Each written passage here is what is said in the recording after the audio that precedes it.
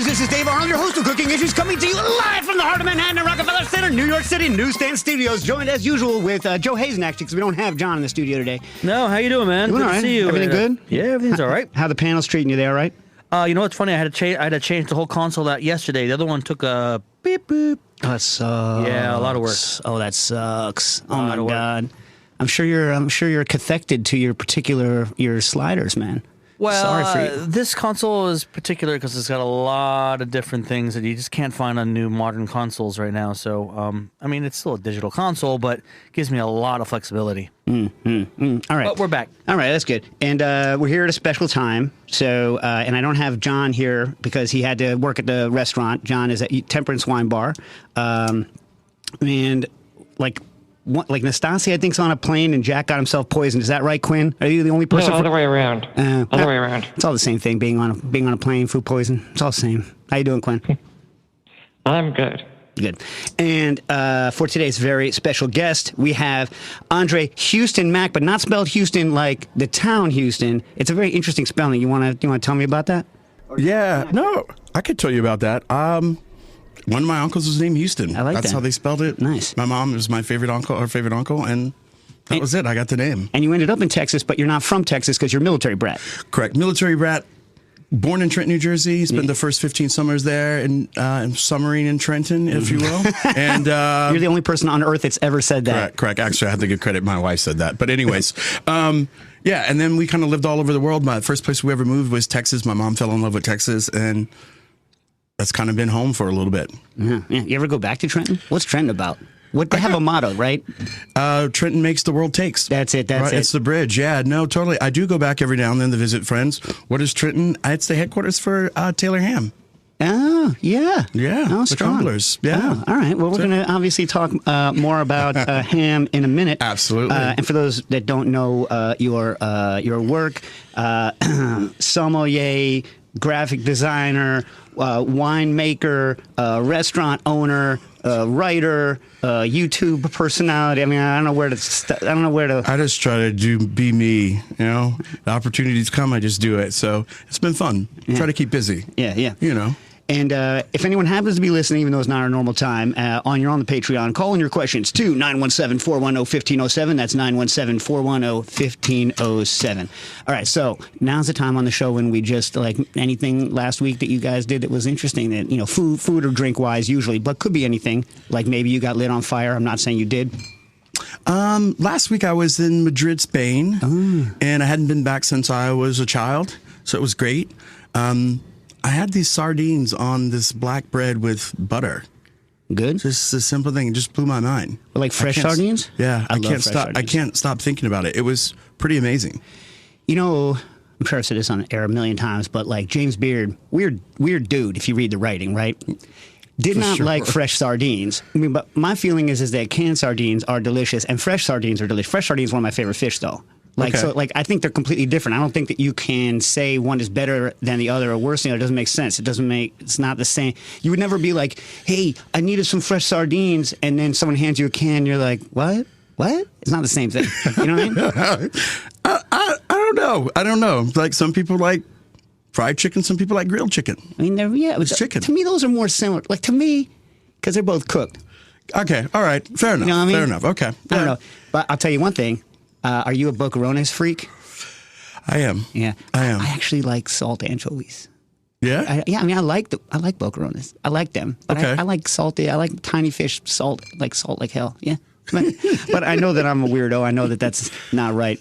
Quinn told me you were in Madrid Fusion. I didn't know that Madrid Fusion was still going. So when the only time I went was in 2000 and I think it was 4 or 5. Okay. And everyone there had food poisoning as well. It was so funny. They all got food poisoned. So Harold McGee was food poisoned. Thomas Keller was food poisoned. Really? Everyone food poisoned. And they still showed up on stage. And you ever seen like cooking demonstrations being given by people with food poisoning? It's amazing. You got to see it. It's great.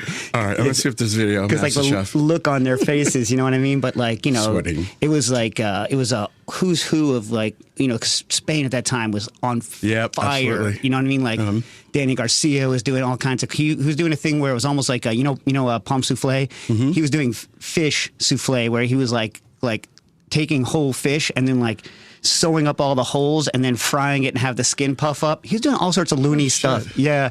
The guy, I forget his name, he was doing that thing where he was heating up like a bed of nails and then smacking the meat onto the bed of nails.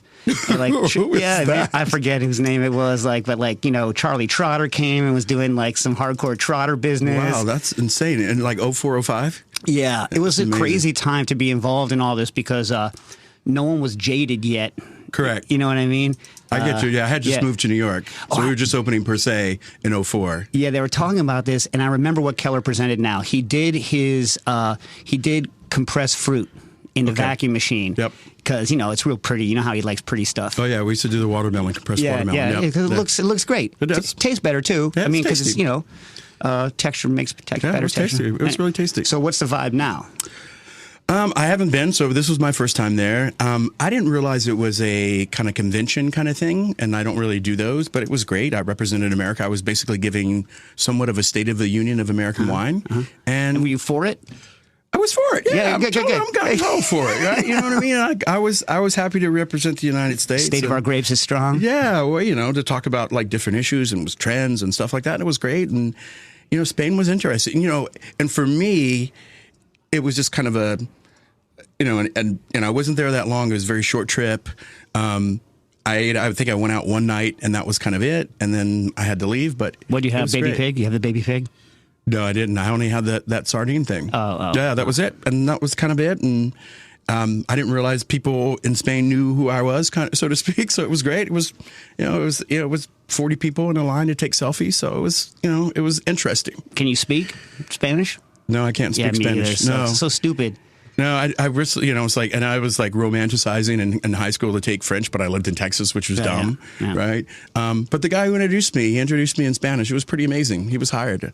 I'm going to hire him. No, it's nice. Great. I wonder who it was. There used to be, so back in 04, 05, he was an amazing dude. His career included being like a cornet player, a nanny, a sommelier, a cocktail maker, a line cook. I knew him from WD, but he ended up, his name is Tona Palomino, and he ended up moving to Chicago. But he used to be the translator extraordinaire because he was hyper fluent in kitchen, like high-end kitchen talk in both Spanish and in English, and he's just really good at it. So like back then, like anytime someone came to New York, they're like, I want Tona. Got it. Yeah, to do my Yeah, it's a little translation. different this year. I think it was, some of the things were more like a silent disco.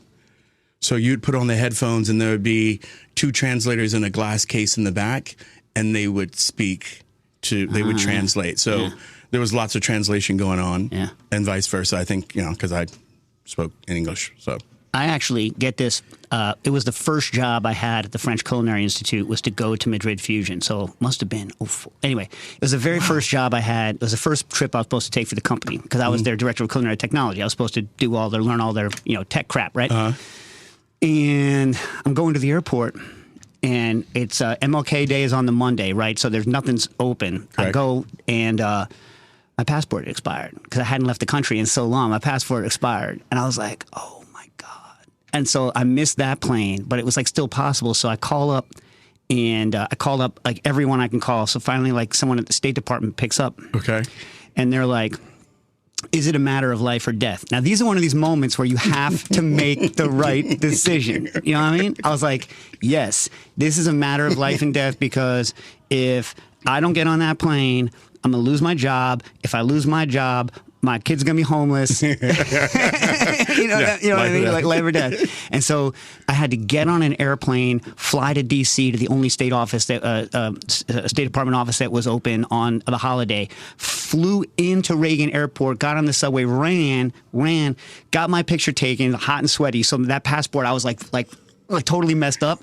Got back on the plane and like directly ran to the airplane to take me to out of New York back to Madrid. It's crazy. That sounds like some Jason Bourne stuff right there. It was unbelievable that I made it, but I kept the job, which was good. Can you imagine? What's the point? Can you imagine like That's why you. Because you didn't pay attention. Now I get it. I get it. I totally get it. People check your passports a month before you fly, at least. That's right, because sometimes they won't even let you in if they expire 6 months or something like that. That's crazy. Right? Well, it depends where you're going too. Yeah. Like, it's some places it takes forever, and like, it's a racket anyway. Like, if you want your passport in a reasonable amount of time in this country, you have to pay a lot of extra money, which seems weird. It seems once you're a citizen of this country, like, we shouldn't be better or worse than each other based on our ability to pay for our documents. You know what I mean? It should be a lot easier too. Yeah. Considering, I think there's some weird number, like only 40% of 60% of Americans have their passport, or something like that, or vice versa. It's like weird. Well, I don't know, like, whether you ever hung out, but like the last time I was in like Detroit, I was talking about, the kids going across the bridge to Canada so they could drink when they're 18, right? Dunce D. Yeah, and they're like, well, but now they have to use this enhanced ID to do it, and it turns out that even just that level of enhanced ID chops out like a whole chunk of folks who don't have, because I think it's an extra $60 or something. Really? Crap. Yeah, let's just let people have the ID. Totally. If you get it, I should get it. If that idiot gets it, we should get it. You know what I mean? It's like. But this is America. Yeah. It's built on that. You already know that. Yeah. We could talk about that forever. Yeah. This is what it is. Pay to play. All right. So how did the Spanish folk take to the American ones? Yeah, I think it was great. Lots of clapping, lots of people waiting afterwards to talk to me. So it was great. I had a great time. It's really fun. It was good. My biggest regret, because I missed the day, I always try to build in like at least 5 hours where I can do non-food related crap. I like to go to markets. But I like to like see like a museum or cultural blah blah blah. Yeah. And I didn't get to go to the Prado. Yeah, I didn't get to go either this time. It's got one of my favorite paintings in it. Like, which is? I like Goya's like black paintings, his like crazy ones. Like Saturn eating his son is like the most like visceral, effed up, like dude afraid he's going to be murdered by his children, so he's eating his own children. It's like a decapitated man in his hand. I think I know that one. Yeah, it's just super dark. Crazy. In the early 90s, I tried to get early like 1990, I tried to get a poster version of it from my dorm room, like in 1990, and they're like, we don't make a poster of this. Nobody wants this on their wall. I'm like, this guy. Me. Yeah, I want it. Anyway. Hey, Quinn, you always have something going on. What do you have going on? Oh, I got something going on. I made some delicious herb oil in the Spinzall 2.0. Oh, the Spinzall Culinary Centrifuge, Quinn? Yeah. Oh, nice. Nice. Sell it. And by the way, I think there still are some that people can buy if they, I think we're going to have, like 100 left over or some crap?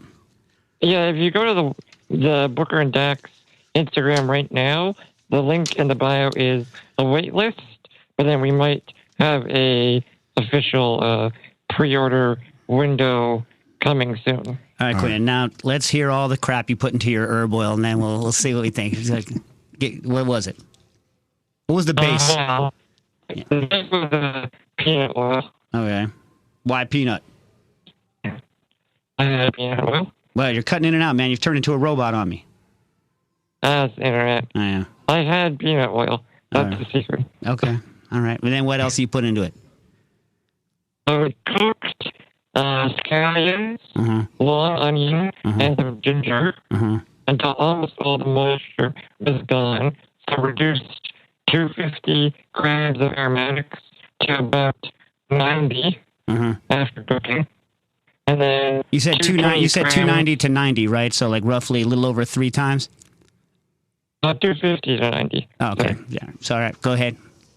And then another 220 of flowering chives.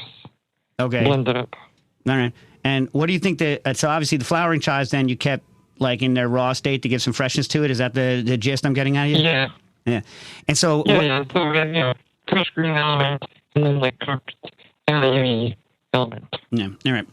So, I'm going to give your internet a chance to recover, get some bits back while we're talking. But like so what do you think the difference was making it, other than the high yield you can get using a centrifuge, or the fact that there's no water in it? Do you think there's any advantages to doing it in the fuse, or just because you happen to have one because you work with us?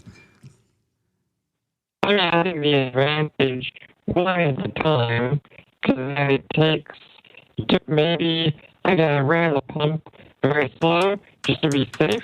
Oh, man. But, it was probably a 30, 40-minute process all in, which was, again, still mostly passive.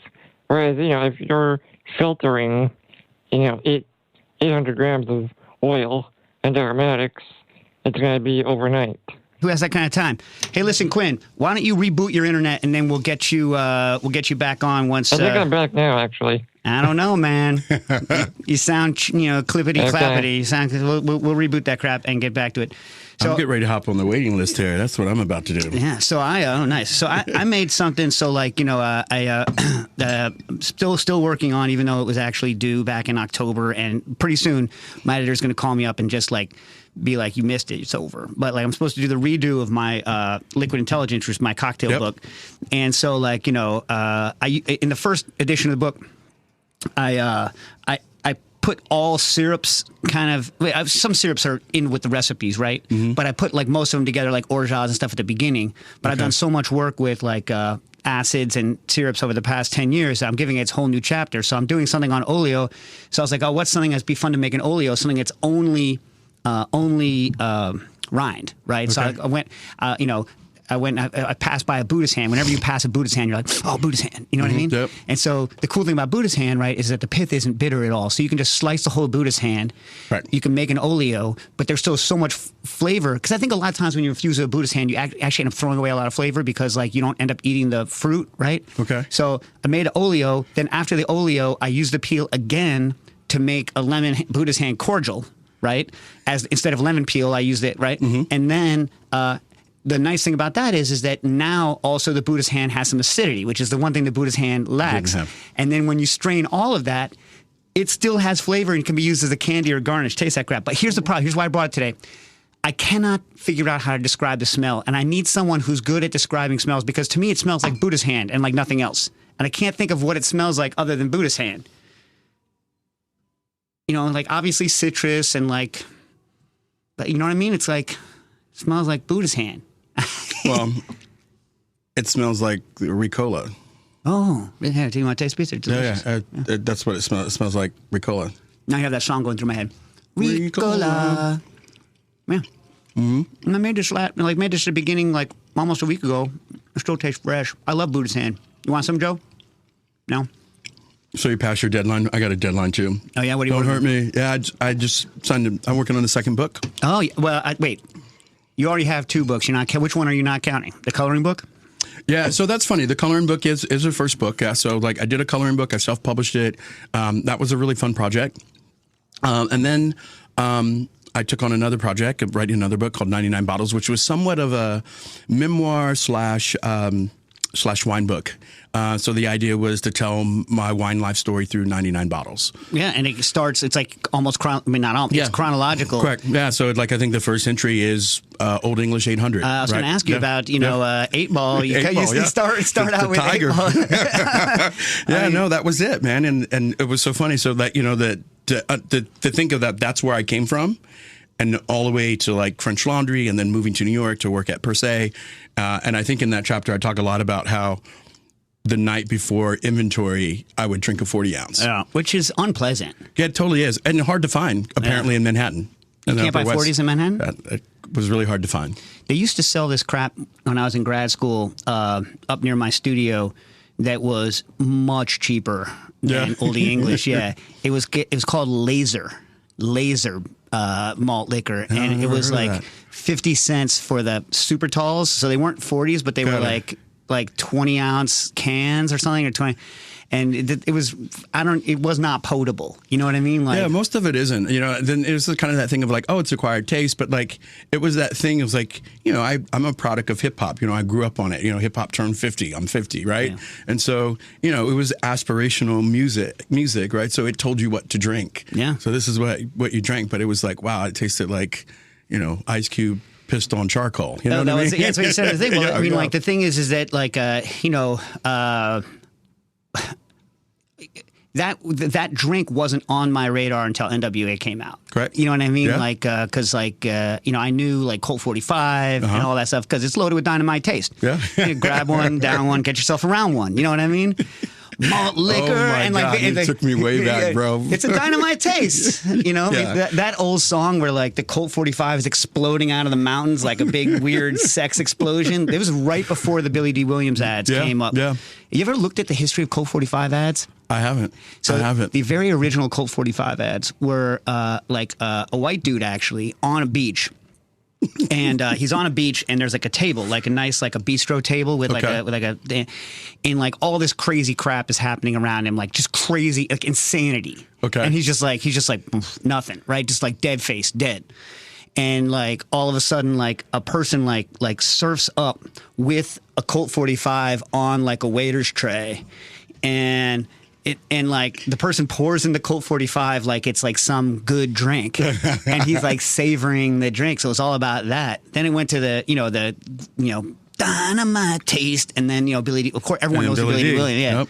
I mean, you gotta love those ads growing up. If you're like, I'm similar. I'm a little bit older, but like, you know what I mean. It's I love those ads, and actually, most of my Instagram feed are those nostalgia ads, like so.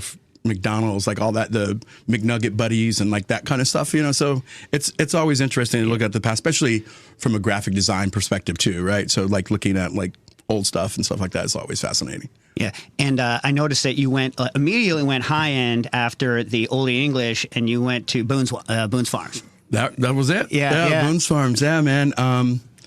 Yeah, those were the days of like when you were moving away from malt liquor, and then also like dating, like that was a certain type of woman who drank malt liquor, and then a certain type who drunk it out of a bottle, right? So that was a certain type. And then so if you're mingling and having a party, then you had to have this other stuff, and that was different. But, I mean, you went through all those stages. Thunderbird, oh my God. Thunderbird wasn't great, but so what you did is you grabbed whatever flavor of Kool-Aid you had, put in it, right? So it was like all of those things. Do you remember Cisco? I remember Cisco. Oh my God. Cisco would mess you up though. But that stuff tastes like poison. Like even at the time, I was like, it's like I'm dying as you drink it. I was like, this is bad.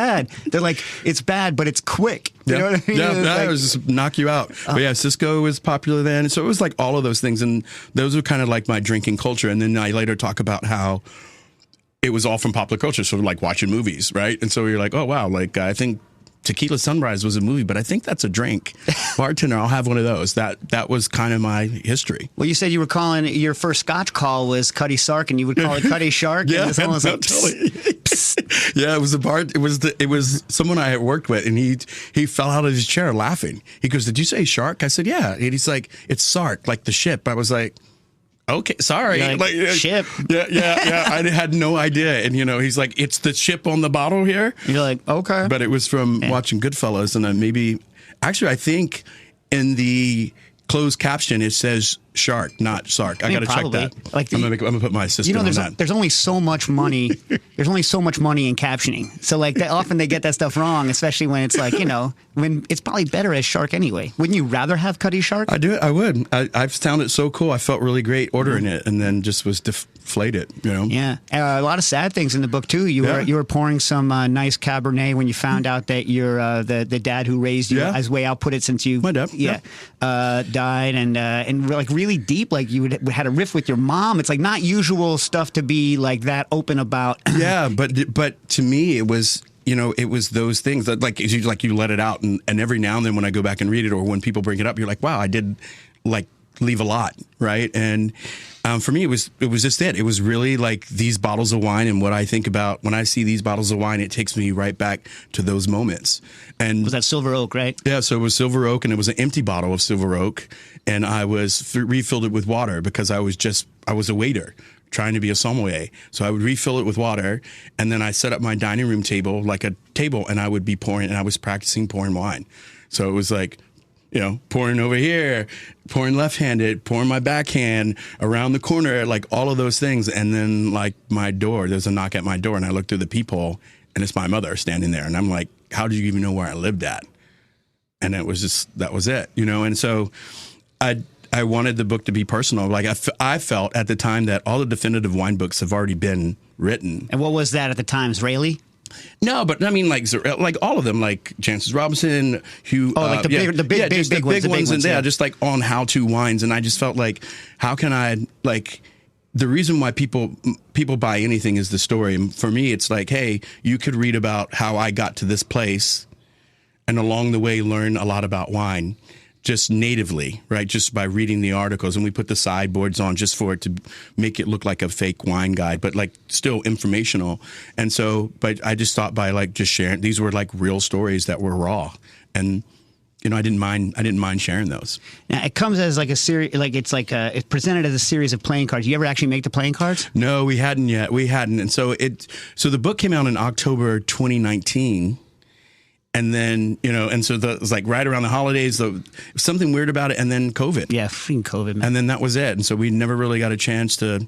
You should do it. You should do it like at one of your places now. Not maybe the same ones, but just like whatever. What were we going to do? We were going to make them NFTs, right? Oh God, oh jeez.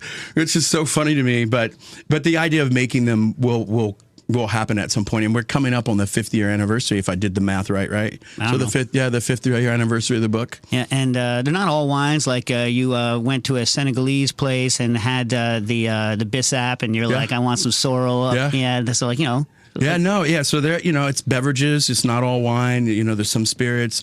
Actually, there's San Pellegrino, which is on this table, and that's in the chapter where I realized that I wanted to quit. I quit working at Per Se because of sparkling water. That was the straw. I didn't read that one. You gotta tell me, because I was going to ask you. So like for those of you that don't know anything about it, whatever. So like at the time, Thomas Keller was like the best known chef in the country, like by a long, in terms of like high end cooking, correct, by a long margin. Mm-hmm. And famously, if you read the old stuff, had kind of been run out of New York on a rail his first time around. Yep. Opens up French Laundry, where you were the I was one of the sommeliers. Yeah. Which, by the way, what a crazy job to have. It's insane. It's what a nutty job. It was kind of like being in a cult, and like you were like in like sleepaway camp. Yeah. Well, that's what I was going to ask, because it's one of the famous Kool-Aid kitchens in terms of like you have to drink that Kool-Aid. Correct. Correct. And the crazy part is like it was self-policing, right? It wasn't the manager that came around and said, hey, we don't do that. It was the guy next to you, your peer, who checked you. And most people didn't get fired. They quit. Like, it was just too much. They would, a new person would come in, and in 2 weeks, they would know whether or not they could handle it. Yeah, like we had one of our favorite like interns at the French Culinary interns, people who were students, and then they work with us. But he was already like an amazing cook. And after he left, we're like, where are you going? He's like, we're going to Per Se. I'm like, why? What's wrong with you? You know what I mean? Like, because like the dude, his name is Long. I don't know if you know him. Mm-mm. But anyway, he's a well-known chef in Taiwan now. Oh, okay. And I was like, you already punish yourself so much. You don't need external punishment to be better, because you already do it to yourself. You know what I mean? I mean, I think for me, I remember having the interview with Thomas Keller to work at the French Laundry. So we're sitting in this courtyard on a picnic table. And he was like, hey, it's like, I've been hearing great things about San Antonio. And I started laughing. I'm thinking to myself, stop blowing smoke up my ass. You know what I mean? Like, what have you heard? The man loves puffy tacos, maybe. Yeah, that could be true. And so he said, so why do you want to work here? And I just remember my answer. It was like, because I need discipline. And I think for a lot of people, maybe for your friend Long, it's like, you have to know, right? It's like, I was the only person, a handful of people that cared about where I worked at in my previous job. And I wanted to be better. And I felt like I needed to go there. And I was like, I need discipline. I need somebody to push me on those days that I can't push myself. And I want to know what that's like. And I want to know if I have that drive. And he just looked at me. He's like, discipline? We can give you that. And I was like, okay. And so that was it. I moved from San Antonio, Texas to the French Laundry. And, I was hired to work at the French Laundry. And so we're kind of going along, and 10-year anniversary is coming up. But the buzz in the news is, he's coming back to New York. And I was like, whatever. Like, and more and more as we got closer and closer, the hype started to build. And I was like, Andre, you can't sit on the sidelines on this one. This seems like it's too big of a deal. It's a homecoming of sorts for him. It was touted as one of the most anticipated restaurant openings for sure in New York City, Time Warner Center. And I was just like, and I remember I decided on my birthday, which is Christmas on 2003, right, that I wanted to go. I remember, at the holiday party with my boss and being like, I think I want to go to New York. And he's like, okay, all right, we can make that happen. And so I moved to New York City, unsight, unseen. to give it a shot. I mean, like that opening was crazy. No one knew how that was going to go because it was I think the first thing. They were just building the Time Warner Center, so it's not like there was a track record there. Obviously, he's super famous at the time, and everyone loved. Everyone wanted that. Everyone wanted that reservation. I don't think people who weren't seriously in the eating world at the time you can't overstate kind of what a phenomenon it was. Even like book wise, when the French Laundry Cookbook came out. Oh yeah. I had to write some stuff on it for Food Arts back, way back in the day. It was one of the very early American chef books where you weren't intended to cook out of it, where it was like, we're going to tell you the real stuff, going back to anchovies, soaking the anchovies in milk, all that stuff. And it was kind of the first of its kind that sold well, even though no one could cook at it. No normal people could. Totally. Cook out of it, but. No, it was, it was a moment in time, and I just felt like this is the opportunity. I was like, you know what, like, I should go. And I just left and came, and I guess the rest is kind of history. It was an interesting time in New York, as I'm coming up on my 20-year anniversary. This is the longest place I've lived anywhere, is New York City. Yeah. And just reflecting and looking back on like how the landscape has changed a lot. From them like losing 2 stars, like, from all of that kind of thing that happening there. And then like, I touched the button there. No, it's not that. It's like the star system, the way it works now, I think it's ridiculous. The whole thing it irks me. Even thinking about it makes me upset. No, I get it. And at the time, I think it probably meant more then than it does now. Yeah. But it was just an interesting time and place, and it, gave me the platform and the energy and the confidence to say that, I left that job, right? Most people don't give up a job like that. Yeah, so what caused it with the Pellegrino? Hook me up. Well, so we Thomas Keller used it, Tannat water and Hilden water. So they were 2 English waters that he liked to use, and so they're not readily available. So we had to have somebody here in New York, some like weird company give him. And then we had like a third water, which we used to call Vatviller, and it was from Alsace. And it was in a squat little bottle, and we used to call it H3O. It was really hard water, but it was great and had the consistent, the contrast of the 3 waters, but it was hard to keep in stock. And so we would ordering 25 case drops per water, but then we would run out, and then we'd be stuck, and so we couldn't run out. And so then we would have 50 cases of each water as a reserve, and then keep ordering. And then where'd you keep it, in Jersey?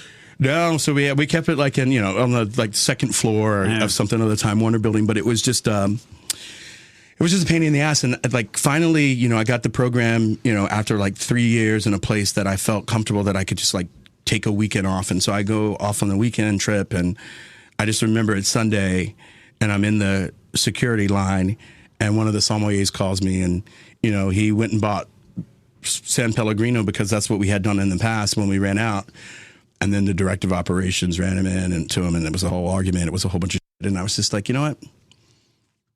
I think I'm done. I really think I'm done. And I had reached that point, and I remember saying, hey, I had always this agreement with my boss. He's like, you give me 90 days, the restaurant requires 30. You give me 90. So I gave him my 90, but apparently I guess he told them, and it was turned into 30. Yeah. And it was a weird position for me because at the time my girlfriend, who's now my wife, was writing a book about working there. So we met there, and she was writing a book that was unauthorized, so to speak. And it was, and it didn't help that HarperCollins was marketing it as Sex and the City meets Kitchen Confidential. And, as a business owner now, I would totally be weirded out or freaked out if one of my employees wanted to write a book. But it was a love letter, and it aged pretty well. But that aside, it was a little strange. And, I just said, what? It's like, I'm ready to move on and do something else. And, it was like, I want to continue to learn about wine, and I felt like the best way to do that was to make my own. If I could make my own, then I could scratch several other itches. I wanted to be an entrepreneur. I wanted to have creativity in my life, that kind of stuff. So, question. So, yes, like when I'm reading, or reading the book, or looking at the videos, like you're very kind of like open, welcoming. Like you want to bring people in, like kind of anti-pretension, but then on the other hand, freaking French Laundry. I don't think it'd be hard to state how buttoned up like French Laundry. Oh, I used to get in trouble all the time, brother. all the time, all the time. It was like just, it's all of it. Just, and so I came from a mom and pop place, which is the French Laundry. Like even at the time, it was the top restaurant, best restaurant in the world, but it was still mom and Whatever pop. that means. Yeah, totally. Yeah.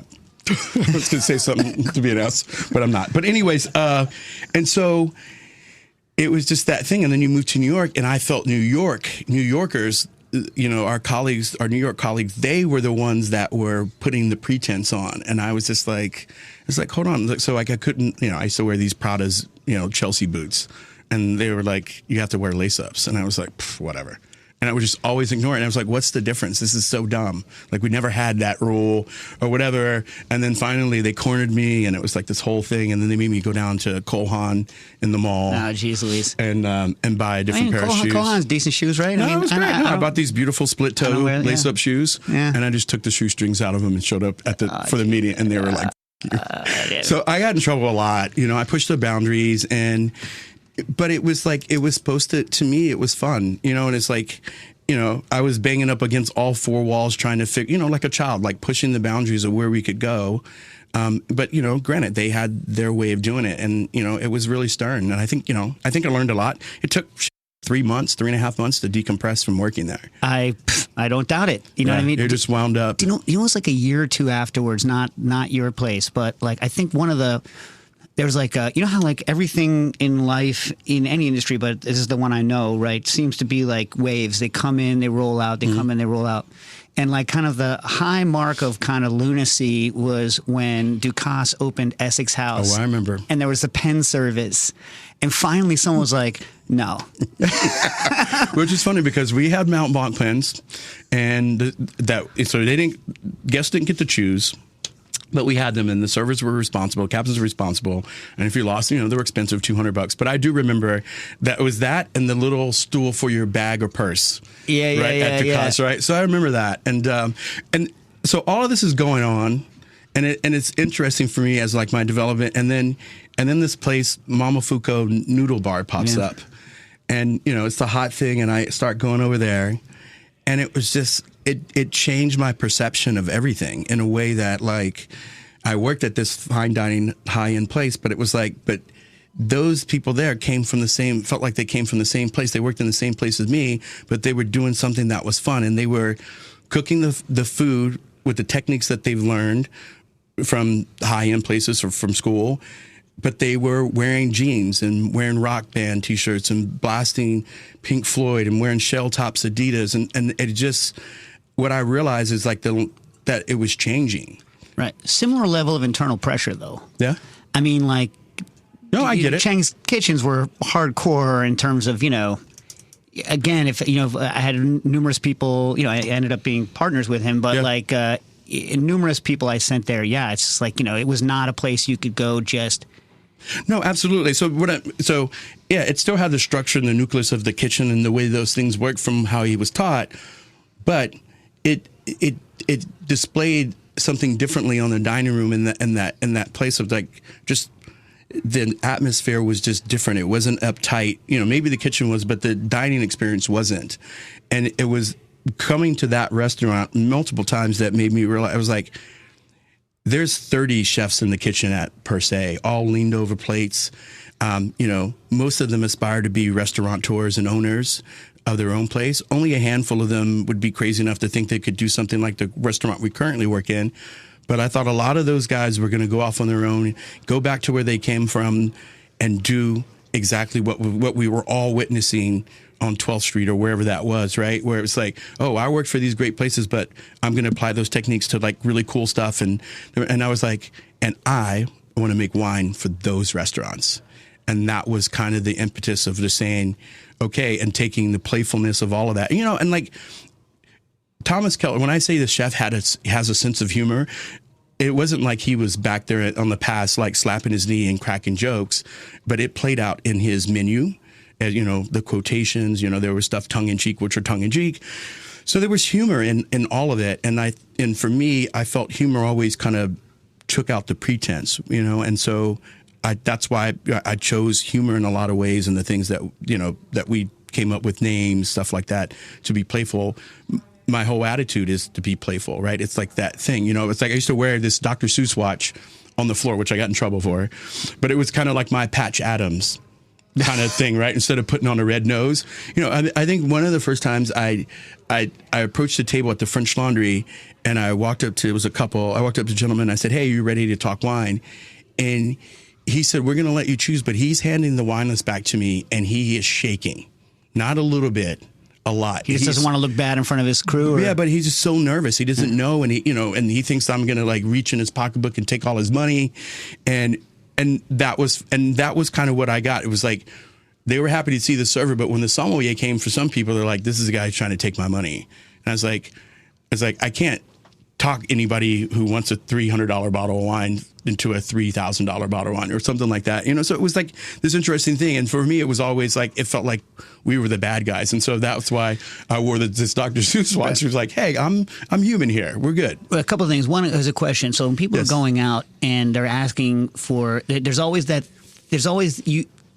thing where you feel nervous that someone is going to suggest a crazy bottle. Correct. And then you're going to feel embarrassed because you're going to be like, "I don't have the money to buy that." So how do you, like, as a consumer, guard against that?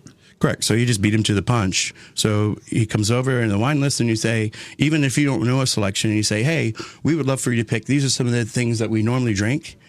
And then you just slide your hand over to where a price point that feels comfortable to you and say, "We'd like to stay around here." Yeah. And nobody has to see it at your table, nothing like that. And you give them the menu back and let them do their job. I'm too stupid. I'm just like, please don't go crazy. Yeah, that's another way. That's another way to do it, right? And when you work at a place like Per Se, there's levels to craziness, right? So that was it. But I think people, if you just say what your budget is without saying it, giving some type of clues by pointing, then you could somewhat be safe. Yeah. No more than double my bill. Which could be crazy. When we had people spend $30,000 on wine at one table, two people. Yeah. And so, it was got money. People need to spend it. Yeah, it was an interesting thing. And I think you hit the wall where you talk about, for me, it was like, how did something that became something that's a necessity, like eating, become so circus-like and ceremonial in a way? And then some days it would make me sick to my stomach. And, it's just like my love-hate relationship with New York. It's like I got to leave when I start yelling at an old lady because she won't let me off the train first. Right. Then I go to Colorado. I'm in Colorado. I come down. I was like, "Hey, I want a flat white." And so, the barista says, "How's your day?" I said, "How about you make my coffee first before you ask me how my day is?" And now I'm the New York asshole. Now I've moved back to New York. I'm ready to go back. Oh, right. Man. But speaking of like $30,000 bottle of wine, it's crazy. Like I remember I was at Jean Georges once. I was helping someone out. I wasn't eating, and although I do like eating there. I just ran into him. Yeah. Oh yeah. So someone had bought some obscene bottle of wine and then they didn't even finish it. And so like they were pouring it out just for the crew. Yeah. I was like, man, so that happens all the time. Weird, right? Well, you can't drink it all. So it's like the whole idea is like, so for two people who spent $30,000 in wine, it was multiple bottles. And so they don't drink them all. They have them with this course. And it's like, great. Okay. All right. We'll move on to something else. Yeah. Yeah. Okay. Must be nice to be the king. Must be nice, as they say. So going back to what you were saying about being playful, though, and being funny. Yeah. There's playful, funny, mean, and there's playful, funny, not mean. And what I gather is that you like the not mean. So I'll give you an example that I thought was hilarious. Someone, you did a thing, I saw a clip, it was called like wine, like not IT, but like wine, wine. Yeah. And someone was like, "Why does rosé exist?" And you didn't even answer that because he was being a dick. Correct. You know what I mean? And you just said how it was made. So you just like ignored the douche and like answered it. Correct. Yeah. Man, there's too much savagery in the world. Like, it's like the comments are swamp land, swamp pools of like cesspools of just people, and it's just like, why waste your breath on something negative? And that's kind of been my approach. It's like, I don't want to talk crap about this. Let's not even drink it. Right. And so let's focus on that. Like, it's just something I didn't want to do. And I was really adamant when I spoke to the BA people when they approached me. It was just like, I don't want to do that. And and I get like, what makes great television. You want me to drink crappy box wine or whatever to get a rise out of me. And it's just like, let's just not even give that. Like, let's talk about real people who are doing real things and give them the spotlight instead of Franzia doesn't need any help. and I get that, like, and what the audience is, it seems like, it's like the Roman gladiator days where it's like, the audience is so bloodthirsty that they're all for the takedown. Yeah. Or I'm just here for the comments, and I'm just like, I don't have time for that. Like, meanwhile, you look in the camera, you're like, I like Chardonnay. Yeah, totally. Well, and it's like, and obviously I have my own personal opinions and strong stances on a lot of things, but like, I don't want to be mean about it, and I don't have to air that to everybody else. And ultimately, it's one of those companies that I shit on is probably going to buy my company, right? You know what I mean? So the idea of all of that is just like, let's be inviting, let's be fun, and like, let's just be a little bit kinder. There's a lot of other shit in the world that's like, that's negative, and for me, it's just like, I just want to be positive and talk, drink the stuff I want to drink, and talk about the stuff that's nice and the shit that's crap that, like, let's not give it any airtime. All right, let's before I talk more about stuff I want to talk to you about, let's get to the questions that other people have asked. Otherwise, yes. I'll get in some trouble. Oh, by the way, what's with those crazy spirits tasting glasses with the hollow stem? Should I get one of those? So if you can find them. So this when I first got into drinking wine is like 1999. And it's a Riedel tasting glass. It's one of the Riedels, yeah. Yeah, and so they discontinued the glass. So that glass used to be like $19.99. Like, I sound like a boomer, like an old person. It was going to be $19.99, and then they discontinued it. And so I've been trying to corner the market on these glasses. So anytime I see them on eBay, I buy them. But yeah, they can be upwards of $89. I mean, I'm a really bad friend. A friend of mine texted me. He goes, "Hey, he sent me a link. He goes, are these the glasses you're talking about?" Nope. I was like, yeah, but it looks like somebody bought them. I bought those. I bought them. So I'm going to give them to him as a gift, but I bought them, right? So, but the idea of it, and so there's some other people that make them, but I'm in the process of working on something very similar. Yeah. But it's cool though. I thought it was really awesome. And so I only use them for spirits now, but they were intended for wine, but they like perfect for portioning, and the way you roll them is just like it's really cool. Yeah. I've met 2 generations of Riedel. Yeah. Yeah. Jason Lynn writes in, absolutely loved your book, 99 Bottles. Was super fun reading a wine book where I had actually tasted several of the bottles discussed. Maybe the Old English, I don't know. Maybe. Is it oldie or is it old? I always got an 8 ball. What do you think? Old or oldie? No, it's old. So we call it old. The people, we called it OE, but this Old English is old, right? Yeah. To put the E on it from reading like Shakespeare, right? Yeah. But we're from the hood. We just called it old. It was like an old E. Yeah. All right. Yeah. All right. Okay. Tasted several of the bottles discussed and where the writing was down to earth and relatable. My question is, what current trends in wine have you most excited right now? I'm particularly interested to hear about trends that are or will be soon available to the average wine consumer. There's lots of things. I think we're starting to finally see a lot of that, like domestic sparkling wine was a big thing, especially out of Oregon, like maybe 4 or 5 years. So you're starting to see a lot of that stuff come in. Oddly enough, high-end wine in the box. You're starting to see a lot of that kind of stuff. I worked on a couple of projects for that, which is kind of fun to see. I think there's a good market for that, for like the $50 box, the $60 box. You know what I mean? Absolutely. Like, you always want to go to that you can do. I mean, most recently we had some friends come over, and we weren't quite yet ready. And I had like one of the prototype boxes in the refrigerator, and I just put it in a carafe and bought it out. And they were like, "This is so good. What is this?" Yeah. And so I had to bring it out. It was good. Because like a $50 box is like a $20 bottle, but you get more. You get 4 for 20, right? Yeah. Right. Yeah. No. So it makes sense. And so you start to see that. Just up and coming regions. I'm excited about Virginia, even though you like Norton or no? No, I mean, so this is it. Like some Nortons I do, some I don't, and I'm trying to figure out like what they're doing that's different. Hybrid grapes take a minute, right, to wear on me. But like some of the other stuff that like the Cabernet Franc and some of the stuff that they're making is great. And even though they do have a long history of winemaking, but it's not considered like the top 3 that we all know. And I think they're really starting to make a resurgence.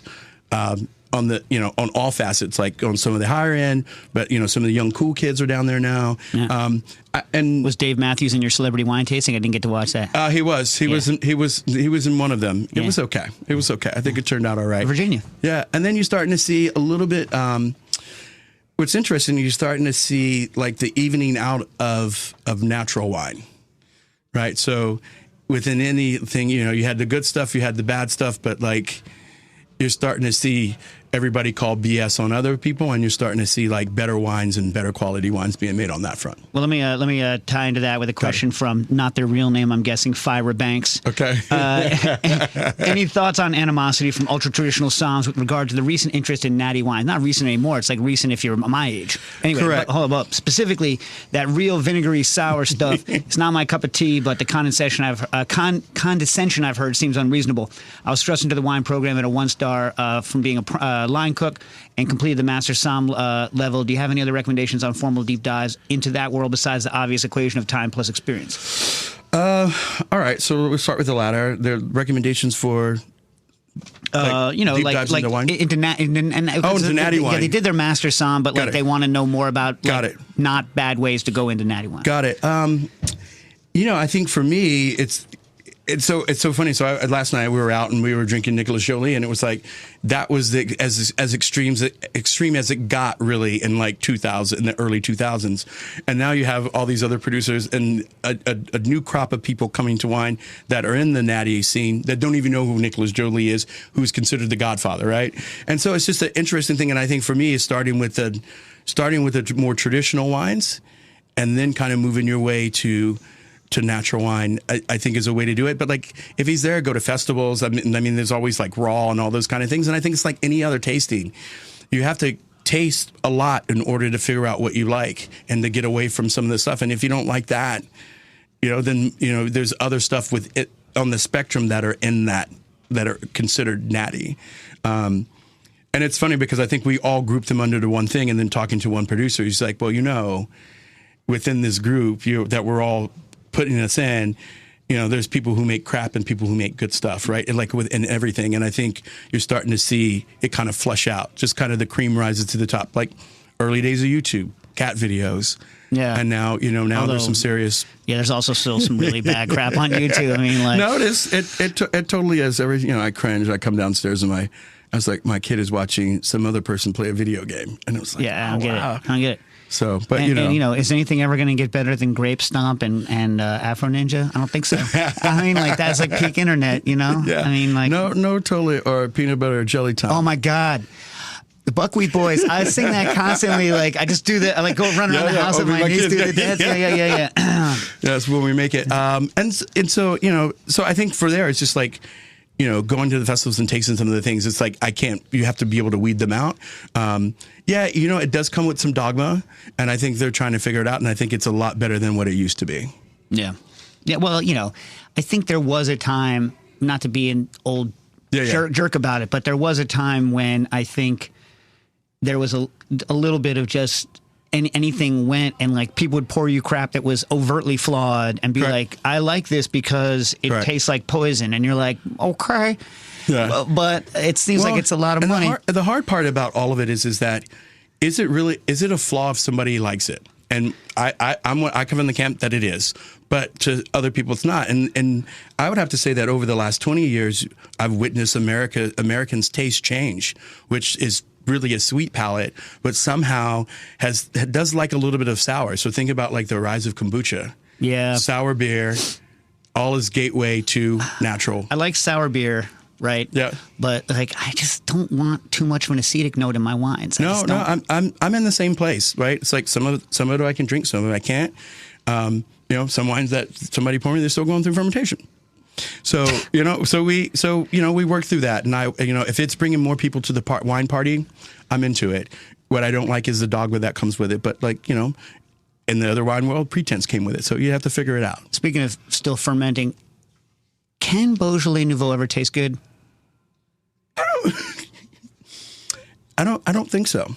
I don't think so. It's so funny because how do I explain rosé? I explain rosé as the Beaujolais Nouveau of summer for some makers. Yeah. Right? It's the stuff that would hit the ground floor, and it's only good for, a couple of months, and then you move on. But I haven't had any that I've liked. I really want to like it. I want it to be something, and then I just kind of given up on it. Yeah, et arrivé. Who cares? You know what I mean?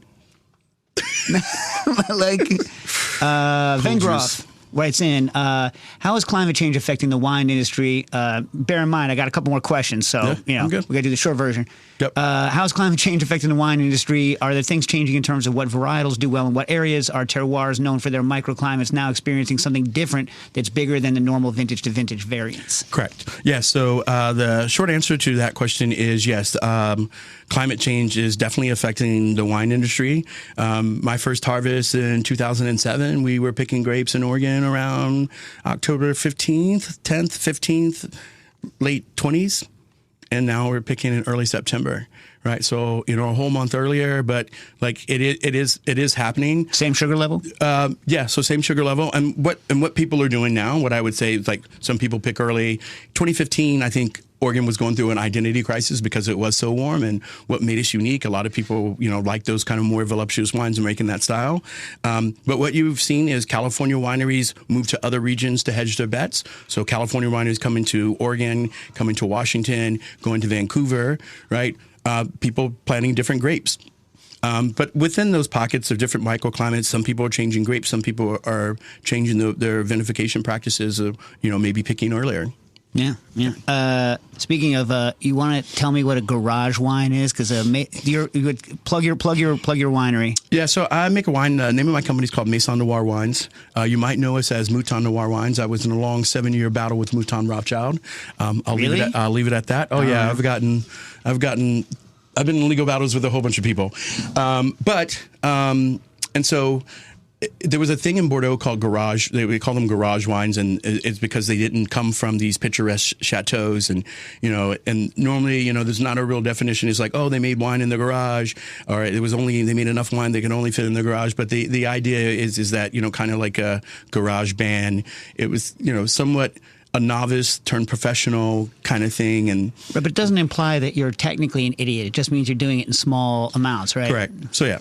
Totally. Not an idiot at all. Joe, not that garage bands are idiots. I'm not trying to say anything. I'm Well, a lot of them started in garages. So it was the whole idea of like, this kind of playful thing on wine. And it was just like, hey, we're like these bands of negociant. We get fruit where we can and blah, blah, blah. And we make our product and sell them. All right. El Butts writes in. First, he wants to say, I hope you're doing better because you were supposed to be on the show before. That's right. And you got sick there. But 2 questions. Big fan of the fun energy you put towards the industry. In your opinion, what is the most underrated region or variety in the new world versus the old world? And was recently talking to a colleague at work who's interested in getting into wine. And whilst it's easy enough to explain varietals, regional styles, and even the idea of terroir to a wine noob is the hardest thing to explain. The price point along with the terroir is the hardest thing to explain to them. I have similar issues with other friends. How to talk to them about it? It's funny because I think like it's anything that you consume or drink, it's a personal taste, and so. I try to explain it like, it's like, okay, well, some people drive a Honda, some people drive a Ferrari, right? So both of those cars get you from point A to point B, but the experiences could be different. You could like the experience of the Honda better than you could a Ferrari, right? So kind of the same thing. It's like, I think that you have to continue to taste what you like and in your budget point. Do you think it's funny when you see a Ferrari in city traffic?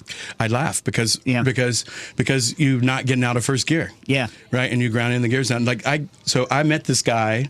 I used to work at a Palm Steakhouse, and we used to have in the 2 minutes. Got it. In the front, we had valet parking, and they parked his car in front. He had Tiptonic shift box on it, right? 355. Parking in front. He would come in, and I think he went to the bathroom. The cop was going to give him a ticket from the car. The people couldn't move it, and I moved the car, which is a total no-no, right? And he said, who moved my car? And he totally freaked out. And I said, I'm so sorry. I did. I just didn't want you to get a ticket. And he's like, how do you know how to drive this thing? And I was like, I learned how to on a simulator. And blah, blah, blah. We started cracking up. But anyways, it was a great time, and we became lifelong friends, and I got to drive the car a lot. But, nice. But that being said, yeah, but in first gear, it's like, you know what I mean? So it's a different experience from driving. That's what I try to explain to people. Cool things and great varietals in region. I think New World. I'm still digging Virginia. stuff that's coming out of Virginia is really great. Old World, Portugal wines. I think we've been talking about that for a very long time, and I think now that a lot of Americans are moving there and expat, I think you're going to start to see a lot of people come and request and start drinking wines from Portugal. Yeah, never been to Portugal. Want to go because not only do I love, like, I know you're not talking about this, but port, but their cheese is just out of this world. Yeah. Their cheese is crazy. What do you think about large oysters? Do you have any large oyster thoughts? Because I have a question about large oysters. Large oysters, they're scary when they're raw, so I would always fry those suckers up and make a sandwich. Yeah, Oshkosh Bagosh ordered some large ones. They're colossal. They thought they were super tasty, but too big to serve to a guest in good conscience because they're not going to go all the way down. Any suggestions on alternative ways to serve them? Maybe, I don't know. I don't know. There's not. I mean, like you can't serve an oyster that. No, you can't do but they have some of these ones that are like freaking like old school. Like you seen these? Like the size of your head, the crazy. Yeah. Well, I mean, how could you serve that? I think you have to cut it up. All right, listen. I have not been. You have we haven't even talked about half the stuff, but no worries. Yeah, and Sons. I've not been to your ham bar, and I love American ham more. Yeah, man, you got to come. Most people, I got to come. And why don't you give a plug for where that is? So yeah, that's on in Prospect Lefferts Garden at 447 Rogers Avenue. We have several little businesses there, but this is my little ode to American ham, American country ham, American cheese, old American wine back to the 50s, 22 seats, 400 square feet, and just really a love letter to American. Yeah, I love. And you know what I loved on it is that like, you have a lot of new producers along with the old producers, like a lot of new stuff coming out of the Carolinas that you wouldn't have found like 15 years ago. Yeah, that I was like super excited about. If I had another hour, I would talk to you about all of these hams. Totally. But please come back anytime. We'd love to have you back on the show. Andre Mack, Cooking Issues. All right.